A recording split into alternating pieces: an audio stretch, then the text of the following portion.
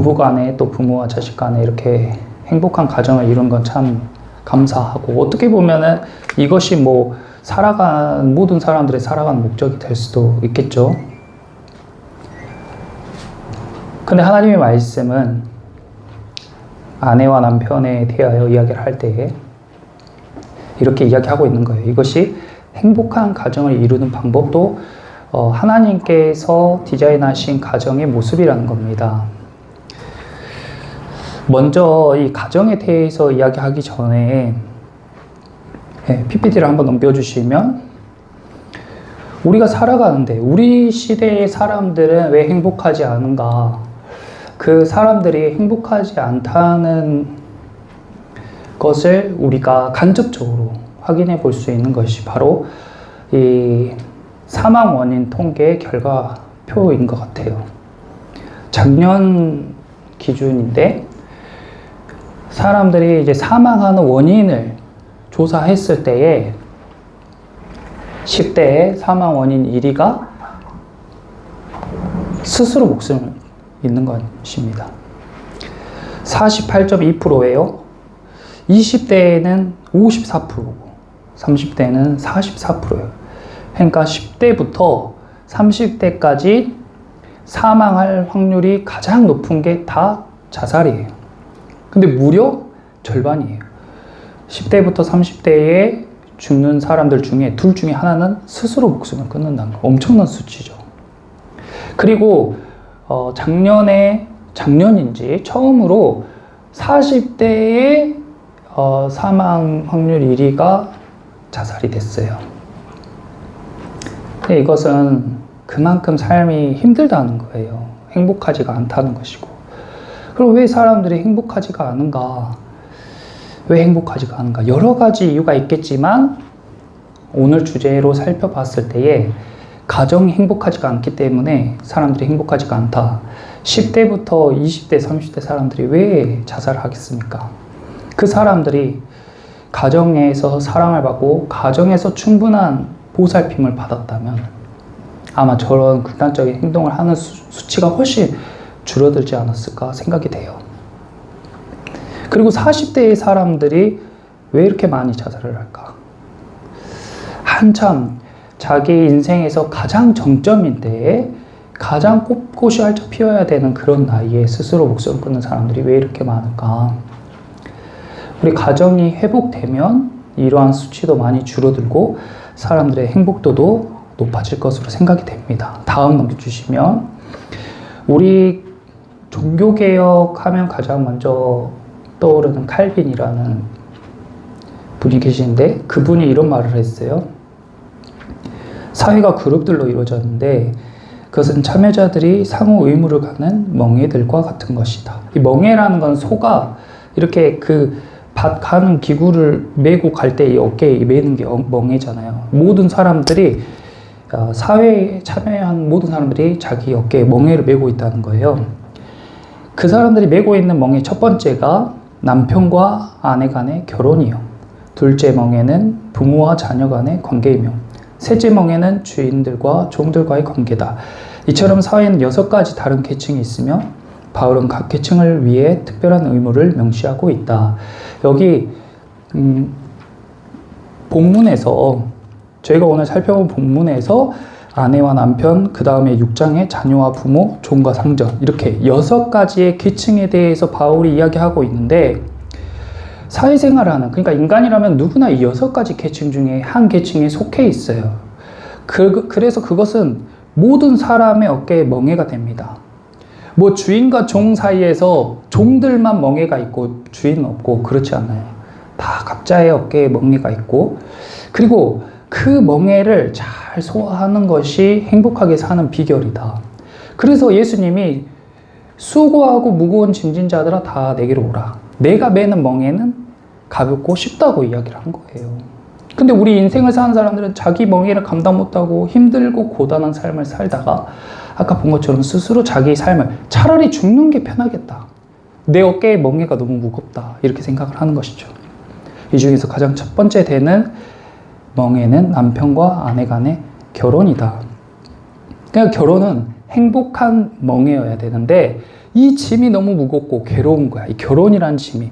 그래서 요즘 시대에는 이 결혼을 부정적인 것으로 바라보는 시선도 많고 최대한 늦게 하고 자기 삶을 살라고 권하는 사람도 많아지고 이 멍에를 할 수만 있다면 벗어버려라 라고 이야기하는 사람들이 많은데 이것은 잘못된 인생관이에요. 먼저 오늘 본문에서 한 장 넘겨주세요. 사랑받는 아내는 어떻게 살아야 하는가에 관해서 먼저 살펴보려고 해요. 본문을 보시면 22절에 아내들이여 자기 남편에게 복종하기를 주께 하듯 하라. 거기 복종의 동그라미 쳐보세요. 한 장 넘겨주세요.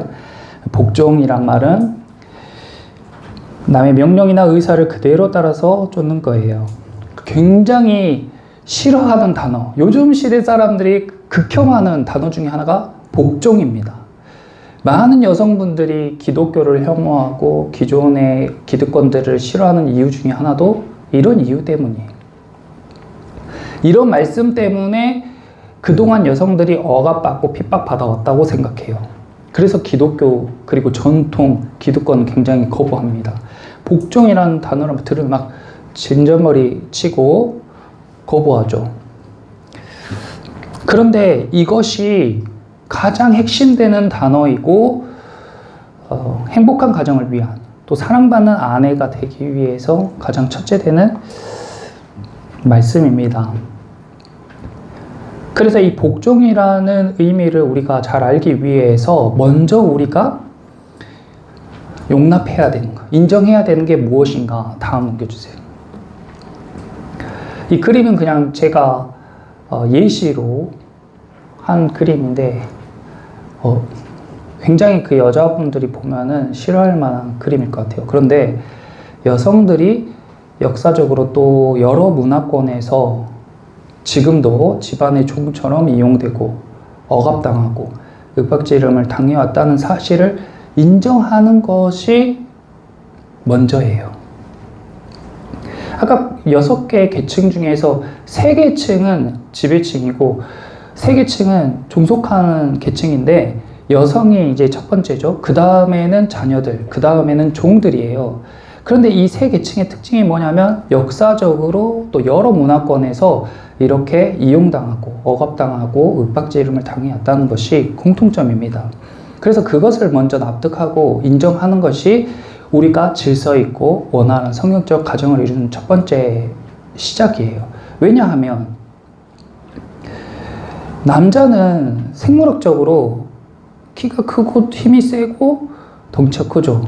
여성보다 비교적으로. 그러니까 힘이 있는 사람이 힘이 없는 사람을 억압하고 지배하고 이용하는 것이 자연스러운 거예요. 그래서 역사적으로 남자들이 여성들을 억압하고 또 부모들이 자녀들을 억압하고 주인들이 종들을 억압했단 말이에요. 그게 자연스러워요. 그런데 그 자연스럽고 또 본능적인 것을 거스르게 된 계기가 어떤 계기냐? 지금 우리가 사는 이 시대에 여성들이 보호받고 여성들의 인권이 회복이 되고 아이들과 또 종들의 인권, 종들이라 하면 회사에서 사장이 주인이고 직원 종이잖아요. 근데 이 종들의 이런 이 권리와 그런 것들이 이렇게 상승되게 된 계기가 무엇인가? 네, 다음 넘겨주세요. 그 계기가 바로 예수 그리스도의 사랑의 결과라는 거예요. 예수님의 십자가의 희생, 예수님의 이런 헌신이 없었다면 그런 일 일어나지 않습니다. 왜 남자들이 여자들을 보호해줘야 돼요? 왜 남자들이 여자들의 인권을 보호해줘야 돼요? 왜 힘없는 자녀들을 보호해줘야 돼요? 왜 주인이 종의 노예의 인권을 보호해줘야 됩니까? 왜 최저시급을 줘야 되고 왜 직원들을 마음대로 해고시키면 안 돼요? 그런 것들의 이유가 되는, 그런 것들의 근본이 되는 게 바로 예수님의 사랑이에요. 그거 없이는 해석이 안 돼요. 왜 살인하면 안 되냐? 왜 여자를 괴롭히면 안 되냐?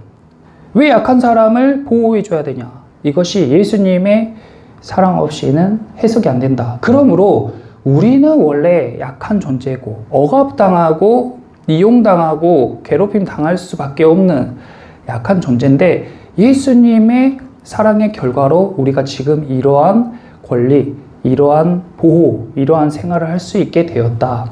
그렇게 인정하는 것이 질서 있는 삶의 시작인 줄 믿습니다. 그래서 너무 기분 나쁘게 듣지 마시고, 아, 맞다. 원래 나도 아까 그림에 나왔던 그 여인처럼 남편에게 또는 모르는 사람들에게 언제든지 해코지 당할 수 있는 존재였는데 하나님의 사랑 안에서 우리가 이렇게 보호받고 살고 있구나 하면서 감사하며 사는 것이 첫 번째 길인 줄 믿습니다. 그 복종에 관한 말씀이 성경에 많이 있는데 다음 넘겨주세요.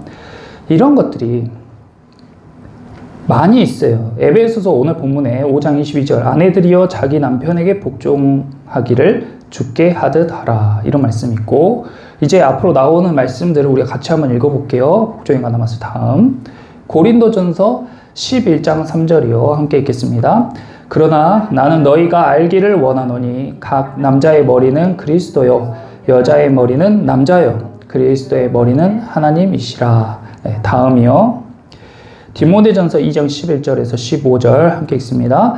여자는 일체에 순종함으로 조용히 배우라. 여자가 가르치는 것과 남자를 주관하는 것을 허락하지 아니하노니 오직 조용할지니라.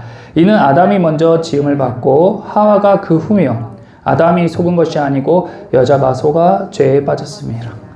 이렇게 여자는 일체 순종함으로 조용히 배우라 이런 거 들으면 막 짜증이 팍 올라오잖아요. 그쵸? 짜증이 팍 올라오잖아요. 거부감이 확 들잖아요.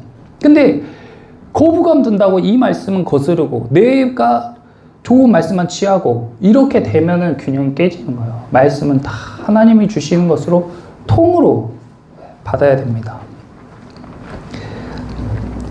그 다음 골로새서 3장 18절 함께 읽습니다. 아내들아 남편에게 복종하라. 이는 주 안에서 마땅하니라.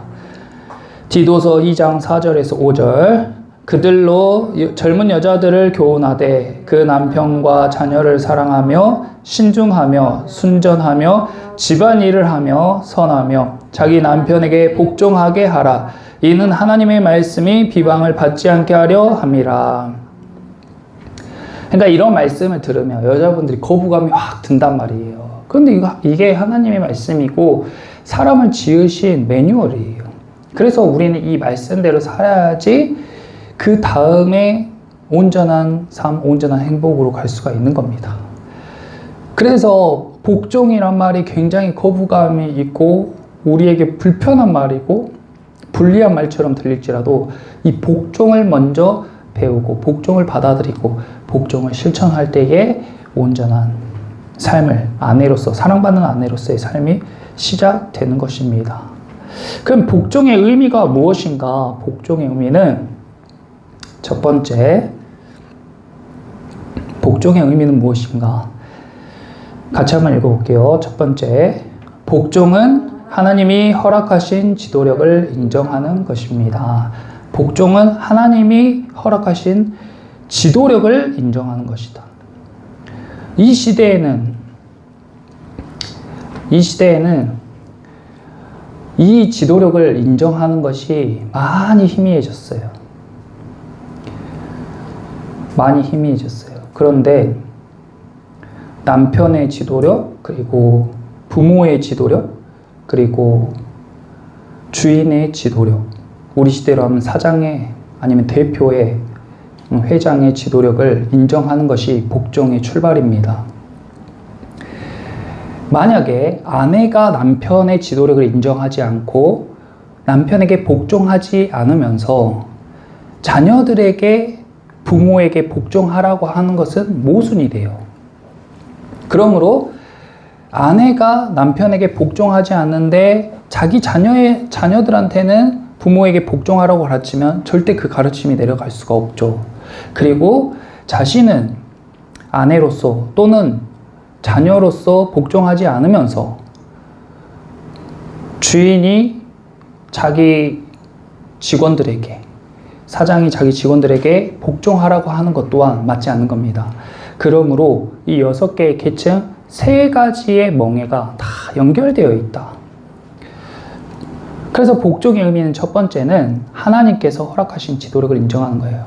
남편도 하나님께서 세우신 머리고, 부모도 내가 선택한 것이 아니라 하나님께서 세우신 머리고, 직장의 상사도 하나님께서 세우신 권위인 줄 믿습니다.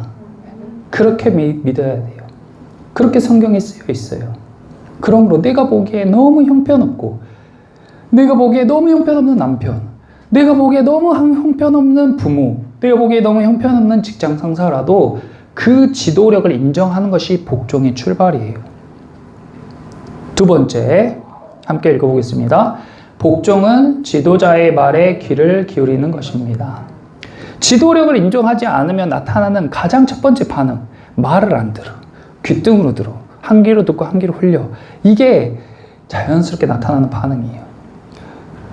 복종하기 싫은 남편의 말을 듣지 않습니다. 복종하기 싫은 부모의 말을 듣지 않아요. 복종하기 싫은 상사의 말을 듣지 않아요.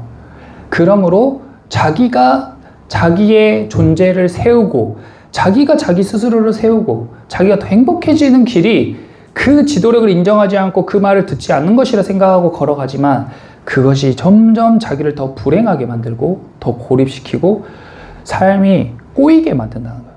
그 엉켜버리고 꼬인 실타래를 푸는 방법이 복종을 배우는 것이고 실천하는 것입니다.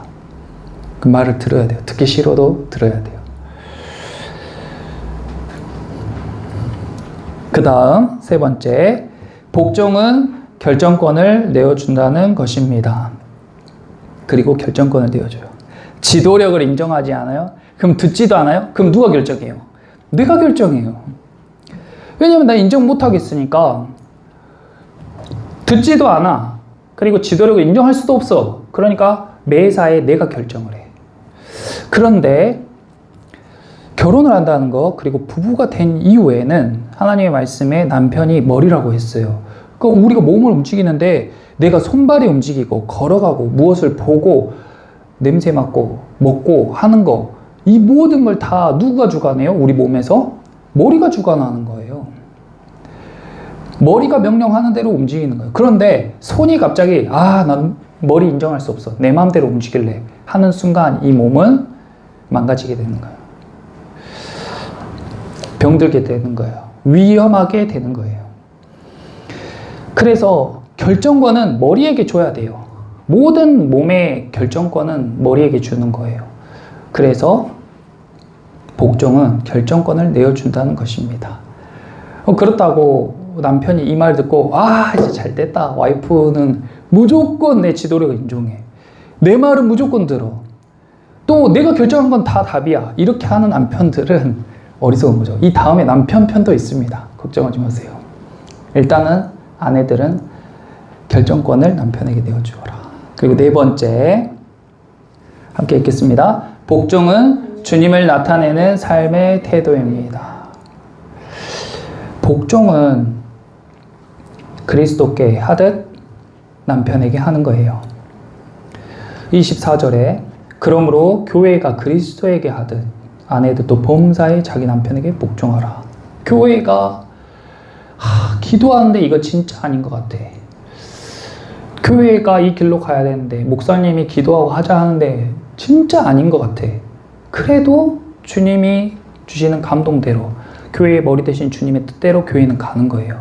그리고 거기에서 하나님의 일하심을 경험하듯이 꼭 우리는 교회에 순종하듯이 아내들도 남편에게 순종하는 거예요.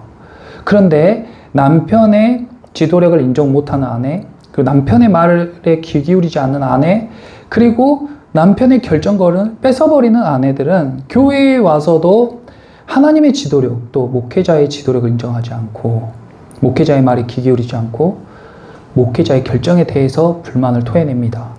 그럼 당장에는 자기 속이 시원할지 몰라도 결국에는 교회도 망가지고 자기도 망가지는 거예요.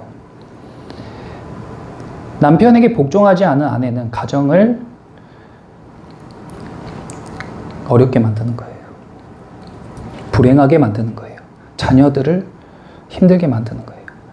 자녀들 또한 복종하지 않는 자녀들로 만드는 거예요. 그러므로 아내의 역할이 매우 중요합니다. 다음 넘겨주세요. 앤드류 머레이라는 유명한 분이 계시는데 그분이 이런 말씀을 하셨어요. 여기 있는 글을 함께 읽어보겠습니다.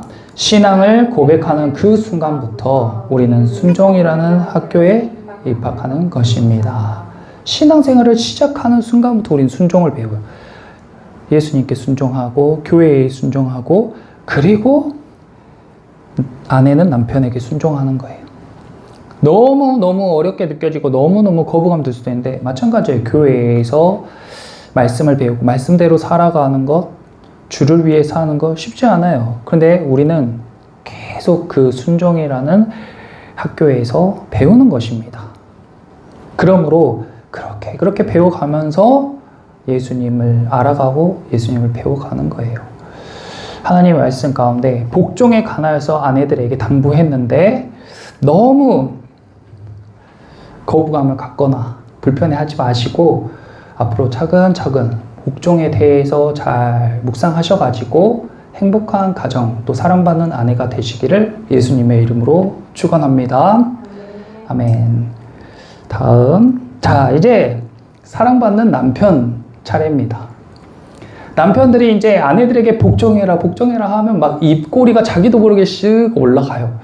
복종해라 하면 속으로 그래 너 이제 말씀에서 이렇게 이야기했으니까 진짜 나한테 복종해라. 복종 하나 보자. 막 이런단 말이에요, 남편들이. 그런데 남편들이 더 중요해요. 더 중요하니까 뒤에 있는 거예요. 한 장 넘겨보세요.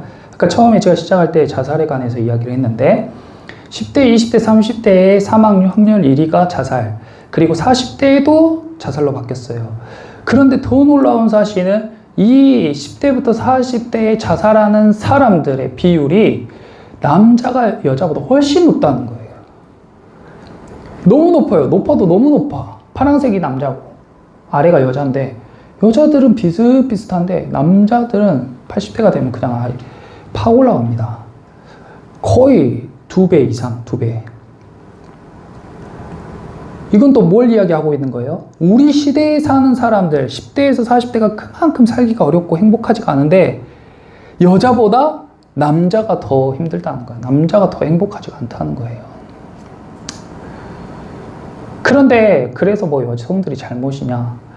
제가 보기에는 남자들이 잘못했어요. 아까 맨 처음에 보여준 그림에서처럼 남자들이 오랜 시간을 주고 많은 기회를 줬는데 자기들이 존중받고 여성들이 자기를 잘 따를 수 있는 기회를 스스로 차버렸어. 그래서 지금 요즘과 같은 시대를 맞이하게 된 거예요. 25절에 에베소서 5장 25절 남편들아 아내에게 무조건 복종하게 해라. 너가 누려라. 억압해라. 너 마음대로 해라가 아니고 남편들아 아내 사랑하기를 그리스도께서 교회를 사랑하시고 그 교회를 위하여 자신을 주신같이 하라 라고 이야기했어요. 남편들에게 가장 당부해야 할 가장 중요한 단어는 한 장 넘겨주세요. 바로 사랑입니다. 남편들은 사랑을 배워야 돼요. 아내들은 복종을 배워야 되고 남편들은 사랑을 배워야 돼요. 사랑이라는 것은 어떤 사람이나 존재를 몹시 아끼고 귀중히 여기는 마음 또는 그런 일이라고 사전에 되어 있는데 다음 넘겨주세요. 남편들은 아내들을 보통 사랑하죠. 그런데 방금 말씀해 보시면 아내 사랑하기를 그냥 너 맘대로 해라. 너가 생각하는 사랑대로 해라. 네가 원하는 사랑대로 해라가 아니라 그리스도께서 하신 것과 같이 하라는 거예요. 그러니까 남편들은 사랑을 하는데 자기 맘대로 하는 게 아니에요. 사랑하려면 먼저 사랑을 아는 것부터 시작해야 된다. 근데 사랑을 배우려고 하지도 않고 사랑이 뭔지 알려고 하지도 않고 그냥 자기가 자라오면서 보고 느끼고 배운 그것이 사랑이라고 생각하고 자기식으로 사랑하고 자기 방법대로 사랑하니까 아내는 사랑을 못 느껴. 자기는 자녀를 사랑한다고 사랑하는데 자녀는 사랑을 못 느껴. 그러면서 가정이 불행해지고 불편해지고 깨어지는 겁니다. 그래서 남편들은 먼저 예수님 같이 사랑하는 것, 사랑이 무엇인지 어떻게 사랑해야 되는지를 배워야 되는 것입니다. 한 장 더 넘겨주세요. 2장 넘겨주세요.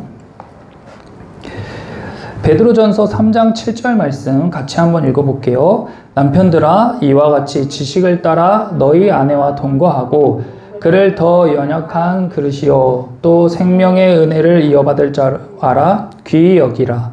이는 너희 기도가 막히지 아니하게 하려 함이라. 아멘. 남편들아 이와 같이 지식을 따라서 아내를 사랑해야 돼요. 배워야 돼요. 알아야 돼요. 어디서 배워요? 사랑 클리닉에 가서 배웁니까? 아니면 사랑 전문가에 가서 배웁니까? 그게 아니고 성경에서 하나님 말씀에서 이야기하는 사랑을 배우는 게 먼저예요. 그리고 그 사랑을 이제 우리가 따라서 예수님과 같이 아내를 사랑해야 됩니다. 그럼 예수님은 어떻게 사랑하셨는가? 다시 한 장 넘겨주세요. 에베소서 5장 25절에 남편들아 아내 사랑하기를 그리스도께서 교회를 사랑하시고, 예수님께서 교회를 사랑하신 것처럼 남편들이 아내를 사랑해야 되구나. 그럼 예수님이 교회를 어떻게 사랑했는지를 먼저 배워야 되는 거예요. 그리고 그것을 보고 나도 이렇게 아내를 사랑해야지. 예수님은 교회를 위하여 어떻게 사랑했는가? 교회를 위하여 자신을 주셨다. 그러면 이야기가 딱 끝나버렸잖아요. 예수님은 교회를 위해서 자기 자신을 그냥 내어주셔버렸어요. 남편은 아내를 사랑한다는 것은 아내의 복종을 요구하기 이전에, 예수님이 교회의 순종과 섬김과 복종을 요구하기 이전에 예수님 먼저 십자가에 자기를 내어주셨어요.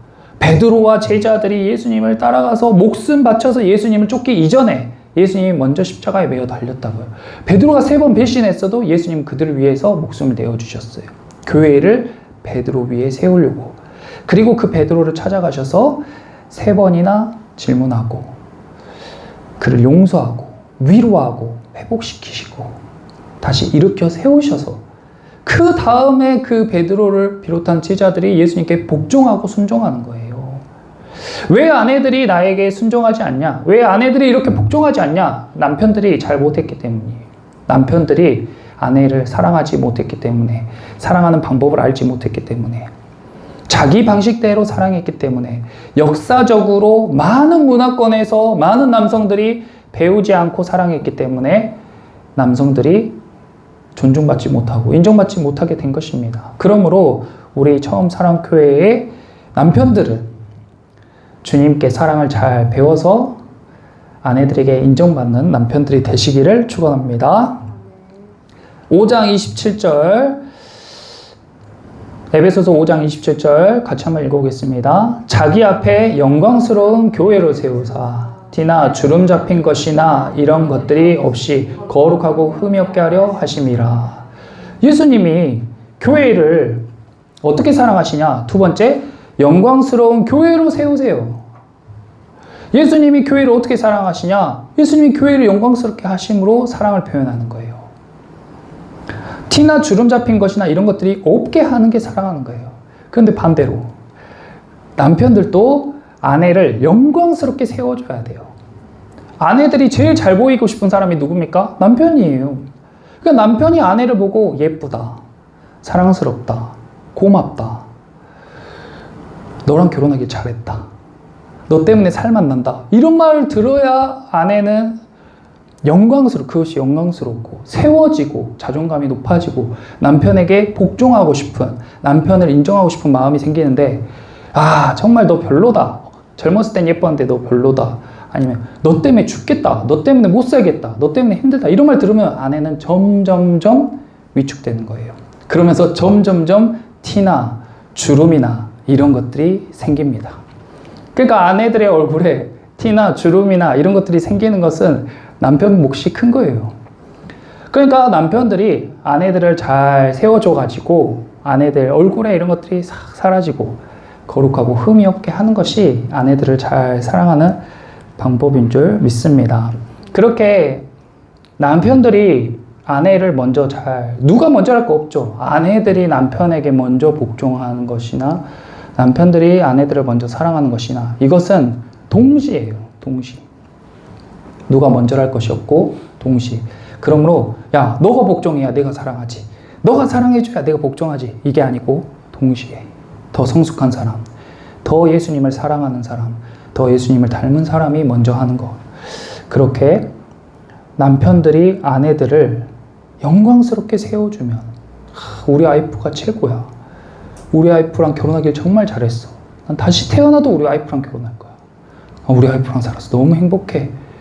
사람들 앞에서 그렇게 와이프를 세워주면 세워줄수록 와이프의 얼굴에 티나 주름이 쫙쫙 펴지면서 행복해요. 그럼 와이프는 남편을 위해서 열심히 음식을 하고 남편의 옷을 사리고 막 노래를 부르면서 그런 걸 하겠죠.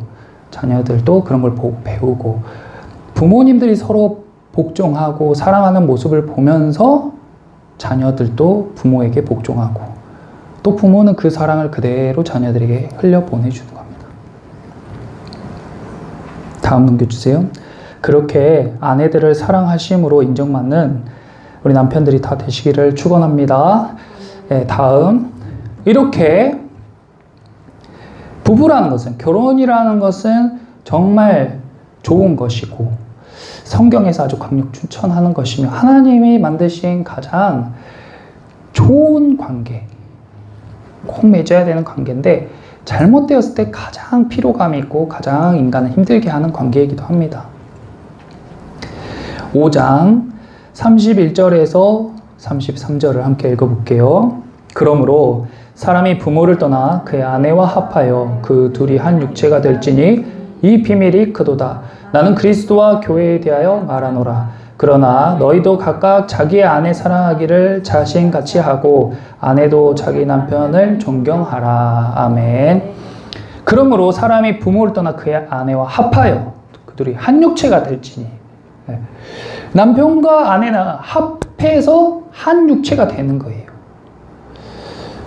창세기에서도 아담이 하와를 딱 만났을 때의 감탄사가 얘는 내 살 중에 살이요 뼈 중에 뼈다 하면서 너무 기뻐하고 하나님께서 남자와 여자를 만드시고 그 둘이 하나가 되는 비밀 바로 성부 하나님과 성자 예수님과 성령 하나님이 세 분이 각각 계시지만 하나인 것처럼 그 비밀을 알게 하기 위해 만드신 관계가 부부입니다. 완전 남남이었던 두 사람이 만나서 하나 되는 것이고 이것은 영적으로 또 어떤 의미적으로 하나됨도 있지만 육체적으로도요. 남편과 아내가 하나 되는 것이 부부 관계를 갖는 거예요. 그래서 한 육체가 되는 거예요. 이 비밀이 크도다. 이것이 하나님께서 우리 가운데 허락하신 비밀이에요. 이 비밀이 크고 나는 그리스도와 교회에 대하여 말하노라. 그러므로 이 부부 관계를 잘 이해함으로 교회와 예수님의 관계를 잘 이해할 수 있어요. 이 시대는 부부 관계를 굉장히 육체적인 쾌락이나 그런 탐닉의 어떤 수단으로 생각하지만 성경에서는 그것을 굉장히 거룩하고 비밀스럽고 하나님께서 허락하신 축복으로 이야기하고 있습니다. 그래서 전혀 남이었던 두 사람이 한 몸이 되는 육체적인 표현, 과정 그런 것들이 부부관계예요. 다음 넘겨주세요. 이것에 관한 말씀 고린도전서 7장 2절에서 5절 말씀을 함께 보겠습니다. 음행을 피하기 위해 남자마다 자기 아내를 두고 여자마다 자기 남편을 두라. 남편은 그 아내에 대한 의무를 다하고 아내도 그 남편에게 그렇게 할지라. 아내는 자기 몸을 주장하지 못하고 오직 그 남편이 하며 남편도 그와 같이 자기 몸을 주장하지 못하고 오직 그 아내가 하나니 서로 분방하지 말라. 다만 기도할 틈을 얻기 위하여 합의상 얼마 동안 하되 다시 합하라. 이는 너희가 절제 못함으로 말미암아 사탄이 너희를 시험하지 못하게 하려 함이라. 사람의 욕구, 본능 중에요. 가장 큰 것이 식욕이 있고 그 다음에 수면욕, 성욕 이런 것들이 있어요. 그런데 우리 시대에 특히 우리나라 부부들은요. 부부 관계를 맺는 비율이 굉장히 낮고 그리고 결혼 생활이 지나면 지날수록 그 관계 맺는 빈도수가 굉장히 적고 아예 관계를 맺지 않는 부부도 굉장히 많습니다.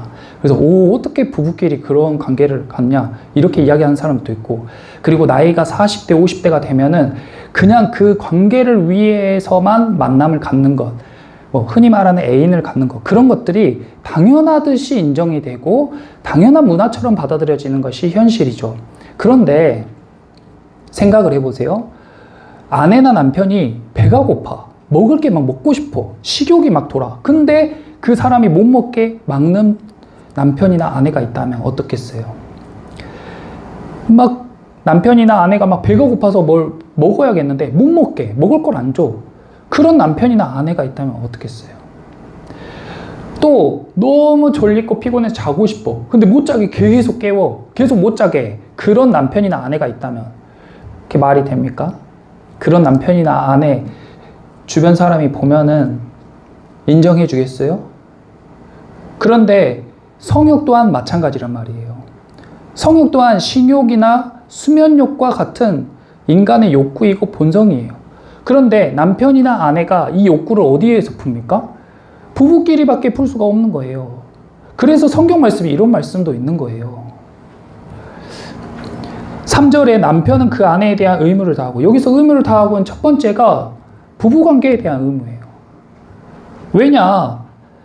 4절에 아내는 자기 몸을 주장하지 못하고 오직 그 남편이 하면 남편도 그와 같이 자기 몸을 주장하지 못하고 오직 그 아내가 하나니. 이게 그것에 관한 말씀이에요. 서로 분방하지 말라. 방을 각방 쓰지 말라는 겁니다. 기도할 틈을 얻기 위해서만 합의상 얼마 동안 하되 다시 합해라. 이는 너희가 절제 못함으로 말미암아 사탄이 너희를 시험하지 못하게 하려 함이라. 다음 넘겨주세요. 자기 몸을 주장하지 못하고 자기 몸을 주장하지 못하고. 그러니까 남편이 그런 욕구가 있을 때 아내는 그걸 주장하지 못하고, 아내가 그런 욕구가 있을 때 남편은 그걸 주장하지 못하고, 이것은 무조건 그렇게 해야 된다가 아니라 존중해야 된다는 겁니다. 왜냐하면 상대방이 부부가 아니면 남편이나 아내가 아니면 그 욕구를 풀 수가 없으니까. 잠을 계속 못 자는 것과 밥을 계속 못 먹는 것과 똑같으니까. 합의상 합의를 해가지고 가능하면 주장하지 말라는 거예요. 왜냐하면, 다음 넘겨주세요. 왜냐하면 2절에 음행을 피하기 위해. 계속 밥을 안 주면 어떻게 돼요? 계속 밥을 안 주면 땅에 있는 거라도 주워 먹을 거 아니에요. 길가에 풀이라도 나무 껍질이라도 뜯어 먹을 거 아니에요. 배가 고프면. 잠을 못 자게 하면 뭐 서서 자든지 어떻게든 잠을 자려고 할 거 아니에요. 성욕 또한 부부간에 그것을 해소 못하면 어떻게든 음행하게 돼 있습니다.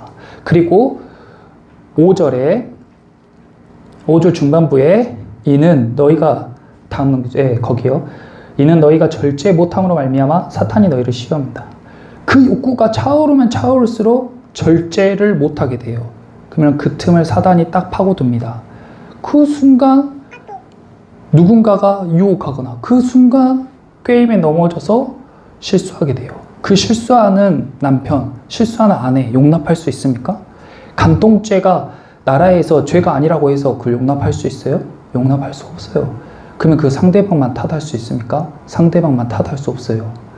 배가 고파 죽겠는 사람이 무슨 짓을 못합니까? 잠이 와 죽겠는 사람이 무슨 짓을 못해요? 상대방을 탓하기 전에 자기를 먼저 돌아봐야 된다. 그러므로 성경에서 이런 이야기를 하고 있는 겁니다. 하나님께서 허락하신 결혼이라는 것은, 부부라는 것은 둘이 한 몸이 되는 과정인데, 그래서 서로에게만 허락된 것이 부부관계. 꼭 부부관계뿐만 아니라 다른 모든 면에서도 부부 안에는 이런 비밀이 있는 것이고 하나됨이 있는 거예요. 머리가 몸에 명령하듯이, 또 몸이 머리의 명령을 따르듯이 부부는 한 몸으로서 남편은 자신의 소명을 다하기 위해서 늘 배우고 늘 새롭게 변화되고 보호하고 책임지는 역할을 감당하고, 그리고 가족을 위해, 아내를 위해 기꺼이 자기를 다 내어줄 수 있어야 하고, 또 아내는 그런 남편을 기꺼이 따라서 복종하고 존중할 수 있어야 되는 것입니다. 그래야 결혼 생활이 행복해요. 그것이 행복한 가정을 이루는 시작인 줄 믿습니다. 다음 넘겨주세요. 그래서 이제부터 우리가 행복한 가정을 위하여라는 주제로 성경에 이런 말씀이 너무 많아요.